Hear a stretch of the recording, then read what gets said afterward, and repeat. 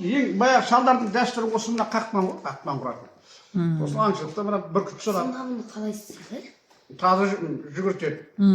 Иә. Басқа не ғой? Кәсіп қой, бұлар қазір қалып барады мына қақпан деген. Осыны мен осы 40 жылдан бері соғып жатырмын осыны қалдырмай. Қазір соғатын адам жоқ, қазір қақпан соғады.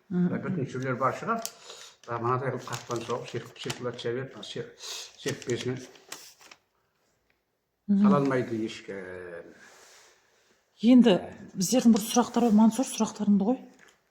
Сіз қақпанды жасауды қашан бастадыңыз? Мен қазір жасым 60-тың жетеуінде 18 жасымнан бастап қақпан жасауға кірістім. Бұл өздігінен нетпейді, бұлға үлкен шеберлік керек. Және бұл бата дейтін нәрсе болады. Сендерді білетін білмейтіндеріңді білмеймін. Біз батаны алып, содан кейін барып қақпан соқтық.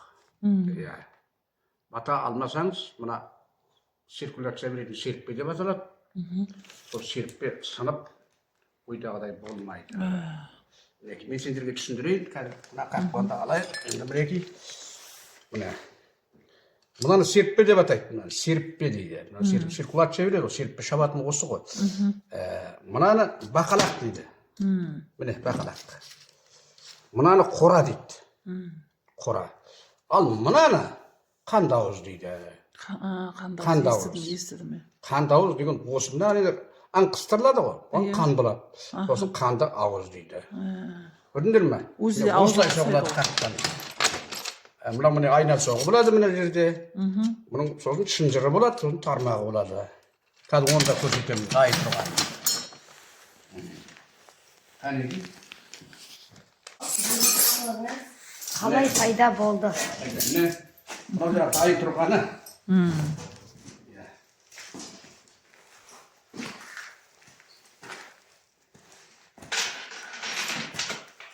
Мына айтып отырғаным ғой. Жерге. Мына тармағы болады міне. Тармақ. Мына тармақ дегеніміз қатқан қасқыр, бір аңға түскен уақытта мына жерді тырнап, мынадан жібермейді. Олдың жасады. Олдың шындары болады мінекей. Мына жаңа қақпан емес, басқа қақпан мінекей.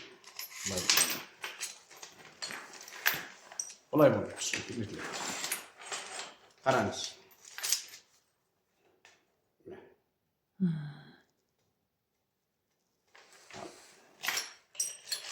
Ал енді осыны немен істейсің дейсің? Мына көрік. Мына көрік дейтін бар. Пеш сияқты екен, Мынаған көмір саламыз. Көмір салып, мына темірлерді өзінің қысқасы бар, ұзыны бар, кесіп салып, ішіне көрік салып жатқан уақытта мына темір балқиды. Балқытып істейміз. Ана кілең қысалмай темірлер ғой. Оны еш уақытта етілмейді. Жасалмайды. Сондықтан балықтарымыз балқытып болып суарамыз. Суарғаннан кейін оның суын кейін қарай қайырамыз. Сосын барып циркуляция беріп қақпан болады. Сондай жағдай. Қақпан жасауға қызығушылығыңыз қалай пайда болды? Қақпан жасауға сұрағыңыз дұрыс. Менің қақпан жасауға қызыл қасқыр көп болды. Бір 3 жыл едік. Оның екеуі марқұм болып кетті.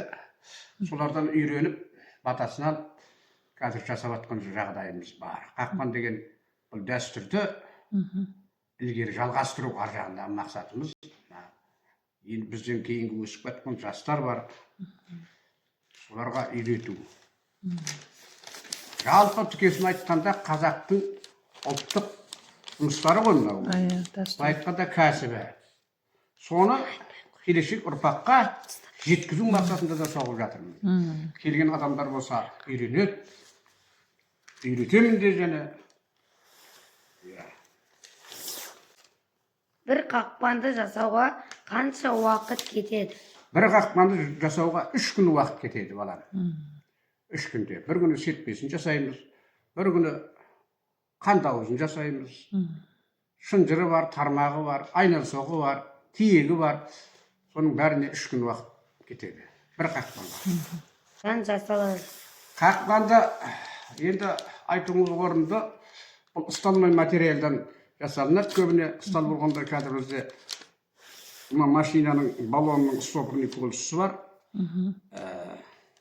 Сол кесіп, өлшеп, көрікке салып балқытып жасалынады. Қалған темірлері простой темірден істеледі.